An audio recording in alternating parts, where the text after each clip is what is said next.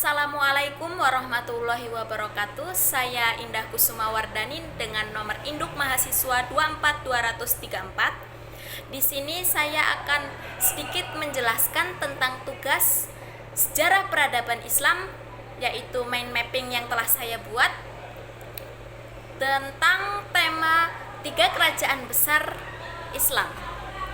Baik, yang pertama, dinasti Fatimiyah. Dinasti Fatimiyah menjadi satu-satunya dinasti Syiah dalam Islam. Dinasti yang berlokasi di Tunisia ini didirikan oleh Sa'id ibni Husain. Kekhalifahan Fatimiyah diawali dari Islamiyah, gerakan sekte golongan Syiah. Wilayah kekuasaannya saya ulangi, Kekhalifahan Fatimiyah diawali dari Islamiyah, gerakan sekte golongan Syiah. Wilayah kekuasaannya meliputi Afrika Utara, Mesir, dan Syuriah.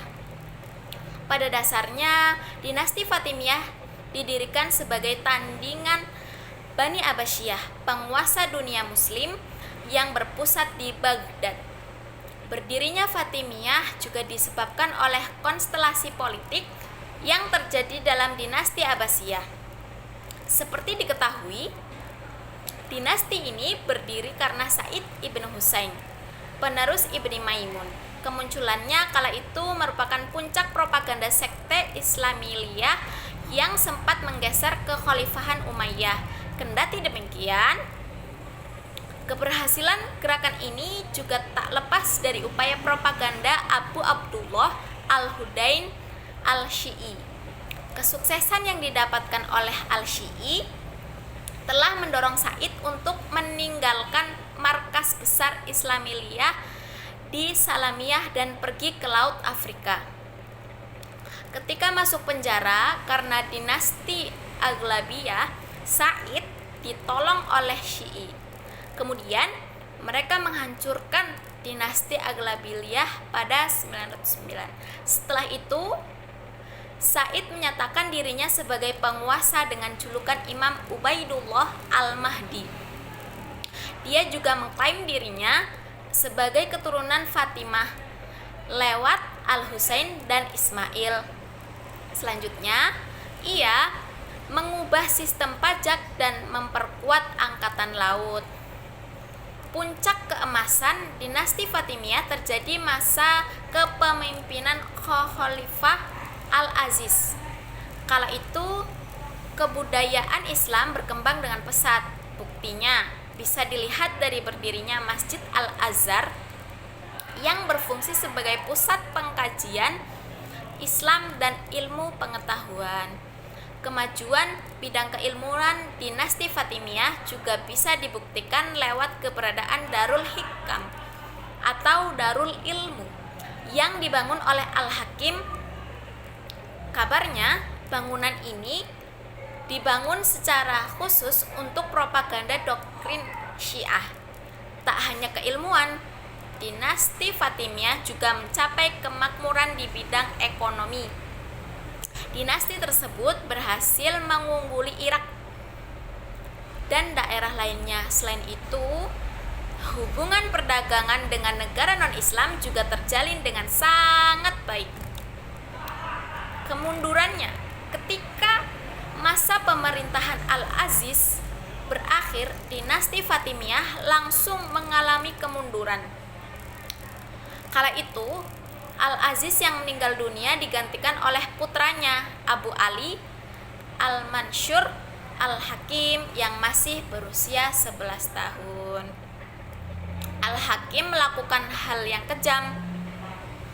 Ia membunuh wazir, menghancurkan gereja, merusak kuburan suci umat Kristen, dan menerapkan aturan kontroversial untuk masyarakat non-Islam. Di samping itu, runtuhnya dinasti Fatimiyah juga dipicu oleh faktor eksternal, di mana bangsa Normandia, Banu Saljuk, Banu Hilal, dan Banu Sulaim mulai menguasai wilayah Fatimiyah secara perlahan. Oke. Baik, saya lanjutkan. Yang kedua, dinasti Safawiyah.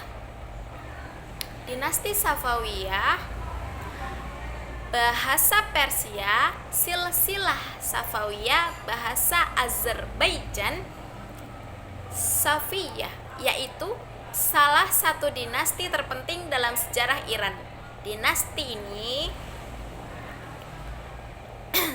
saya ulangi, dinasti ini yaitu salah satu negeri Persia terbesar semenjak penaklukan Muslim di Persia.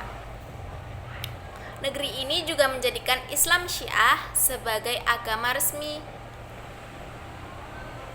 sehingga diproduksi menjadi salah satu titik penting dalam sejarah Muslim. Safawiyah berkuasa dari tahun 1501 sampai 1722, mengalami restorasi singkat dari tahun 1729 sampai 1736. Pada puncak kejayaannya, wilayah Safawiyah mencakup Iran, Azerbaijan, Armenia, beberapa agung Irak, Georgia, Afghanistan, Kaukasus, dan beberapa Pakistan, Turkmenistan, dan Turki. Safawiyah yaitu salah satu negeri Masyu Islam selain Utsmaniyah dan Mughal. Meskipun jatuh pada tahun 1736, salah satu warisan terbesarnya yaitu kebangkitan Persia sebagai benteng ekonomi Selang Timur